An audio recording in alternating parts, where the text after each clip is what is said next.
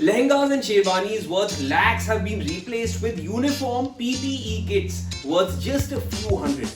But regardless of the current situation, regardless of the pandemic, these couples have found innovative ways to still go ahead and have the biggest day of their lives. Now this first video is from Madhya Pradesh, where you see the bride and groom wearing PPE kits. Why they're wearing PPE kits is because the groom tested positive for corona shortly before the marriage, and they were going ahead with the marriage still, and the Tehsildar from that location reached the venue to stop the marriage, but he was requested to let them be, and everyone was wearing PPE kits and the marriage happened as is. This next one is from Andhra Pradesh. Now this is a bit of a bizarre wedding because all the waiters, all the people who are serving food are wearing PPE kits. They're following all precautions, but none of the guests are wearing masks, and definitely they're not wearing PPE kits.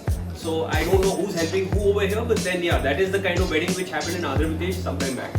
This next visual is of a marriage which happened in Rajasthan. Now here, the bride tested positive for corona before the marriage, but they still wanted to go ahead with it. So, and herein both bride and groom are wearing their PPE kits, and definitely don't miss the groom proudly wearing his turban on top of the PPE kit. Now usually a wedding is incomplete without guests, and guests never land up at a wedding without something to offer to the bride and groom.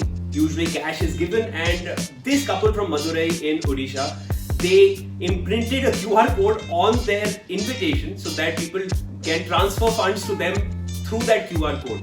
So yeah, they're trying to make it as cashless as possible, and this was happening in Odisha. Now food is another big part of any marriage, and during the current pandemic situation, obviously eating together is never a good option. So now what is happening in this next wedding is that they sent food to the guests' homes, so that they can sit there but eat the wedding food, and there were also proper instructions given along with the invite on how to go about this South Indian cuisine.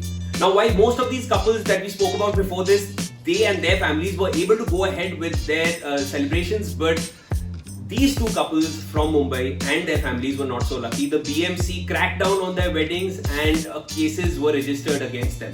There was no social distancing and there were no masks, and as a result of that, the BMC filed a case against them under section 188, 269 and 34 of IPC, and sections under the Epidemic and Disaster Management Act. So while people are still trying to go ahead with their celebrations, people are still trying to maintain some sort of normalcy in their lives, the situation is not allowing. So please be safe in whatever you are doing and do not flout any laws.